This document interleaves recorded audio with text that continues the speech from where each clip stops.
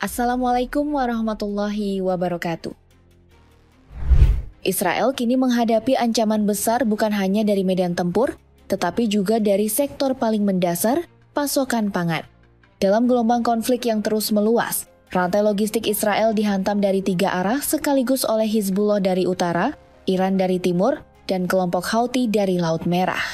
Kombinasi serangan ini perlahan tapi pasti menggoyang fondasi ketahanan pangan negara tersebut, menciptakan krisis baru yang semakin sulit diatasi. Baru-baru ini, serangan siber terhadap pabrik makanan militer ini menjadi pukulan telak bagi pasukan Israel yang tengah terlibat dalam operasi besar di Gaza. Dengan jalur produksi lumpuh total dan sistem distribusi terganggu, kekhawatiran mulai mencuat di internal militer. Bukan hanya soal strategi tempur, tetapi juga keberlangsungan logistik dasar di medan pertempuran. Menurut sumber internal yang tidak ingin disebutkan namanya, tentara Israel kini menghadapi potensi kelangkaan suplai makanan siap saji dalam waktu dekat.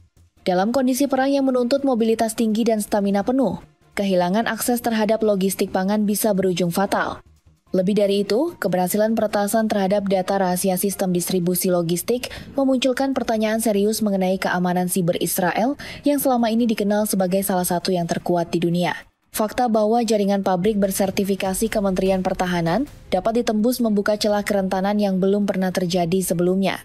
Banyak analis menyebut serangan ini sebagai bentuk perang asimetris digital yang mampu mengguncang stabilitas pasukan tanpa perlu menembakkan satu peluru pun. Dan bila serangan seperti ini berlanjut, maka tak hanya medan tempur yang jadi ancaman bagi tentara Israel, perut kosong bisa menjadi musuh berikutnya yang tak kalah mematikan.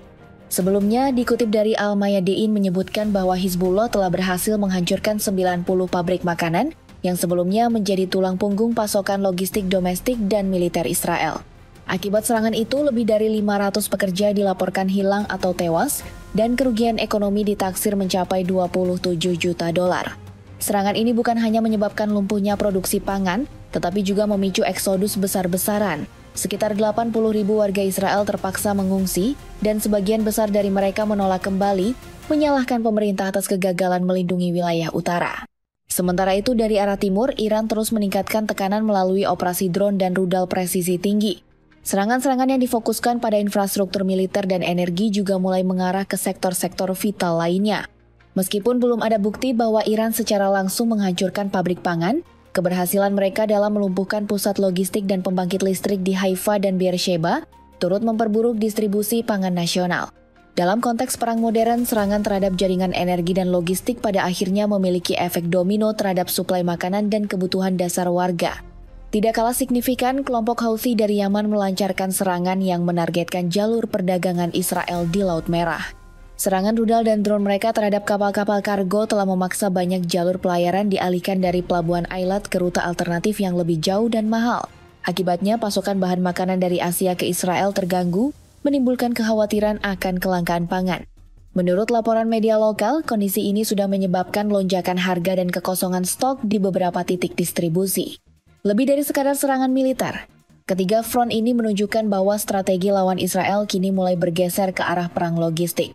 Alih-alih hanya bertarung di medan perang konvensional, kelompok-kelompok perlawanan tampak memahami bahwa menghantam infrastruktur pangan bisa melemahkan ketahanan domestik Israel secara perlahan namun mematikan.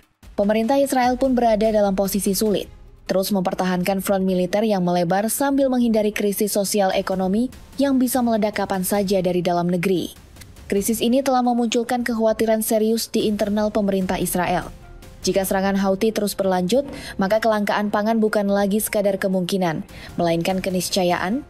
Para ahli memperkirakan bahwa keterlambatan distribusi dan meningkatnya ongkos logistik akan menyebabkan lonjakan harga, kelangkaan produk dan gejolak sosial di dalam negeri.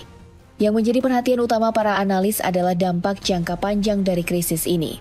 Ketika masyarakat merasa negara gagal menjamin kebutuhan paling dasar, maka rasa aman kolektif akan tergerus. Dalam konteks perang yang belum berkesudahan, hal ini bisa menimbulkan destabilisasi internal yang jauh lebih sulit dipulihkan daripada kerusakan fisik. Bagi lawan-lawan Israel, strategi ini tampaknya berhasil menciptakan tekanan multilapis, menyerang militer, melemahkan infrastruktur, mengganggu logistik, dan menghancurkan kepercayaan publik secara bersamaan. Dan ketika rakyat mulai meragukan kemampuan negaranya untuk memberi makan dan melindungi mereka, maka yang dipertaruhkan bukan hanya kemenangan di medan perang, tapi kelangsungan negara itu sendiri.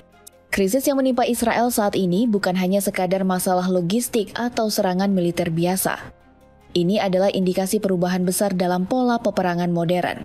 Ketika perang tidak lagi ditentukan semata oleh jumlah pasukan atau kekuatan senjata, tetapi oleh siapa yang mampu mengendalikan rantai pasokan, persepsi publik, dan kestabilan sosial, maka medan pertempuran berpindah ke tempat yang selama ini dianggap netral, pelabuhan, gudang, ladang pangan, dan bahkan meja makan.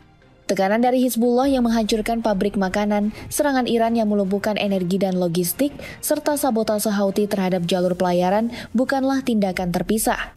Ini adalah bagian dari satu skenario besar, menjerat Israel dalam jaring disrupsi total. Bukan frontal, tetapi menghancurkan secara perlahan. Tidak langsung menjatuhkan, tetapi membuat sistem lumpuh dari dalam.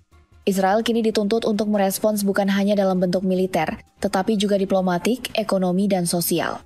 Ketahanan pangan nasional harus dikuatkan kembali, rute logistik alternatif harus diamankan, dan paling penting, kepercayaan rakyat harus dikembalikan. Tanpa itu semua, ketangguhan militer tidak akan cukup untuk mempertahankan negara dari krisis yang merayap senyap tapi pasti. Dalam waktu yang hampir bersamaan, banyak warga Israel mulai merasakan bahwa medan perang telah masuk ke kehidupan mereka sehari-hari. Ketika toko kehabisan bahan pokok, ketika listrik padam, ketika distribusi makanan tentara terganggu, mereka tahu ini bukan hanya tentang Gaza, Lebanon, atau Yaman. Ini tentang mereka, tentang kelangsungan hidup mereka. Pakar keamanan nasional di dalam negeri pun mulai menyerukan pergeseran paradigma. Perang hari ini, kata mereka, bukan hanya tentang pertahanan udara dan serangan balik, tapi tentang resiliensi sistemik mampu bertahan meski dihantam dari berbagai sisi. Dalam hal ini, ketahanan pangan kini menjadi isu pertahanan nasional yang tak kalah penting dari pangkalan militer atau sistem rudal.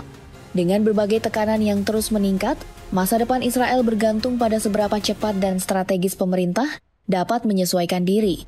Bila gagal, maka kekuatan yang selama ini bergerak dari kejauhan Hizbullah, Iran, dan Houthi tidak perlu masuk ke jantung kota untuk menang. Mereka hanya perlu menunggu hingga sistem runtuh dari dalam. Dan dalam diamnya perut yang lapar, sebuah negara bisa runtuh tanpa suara.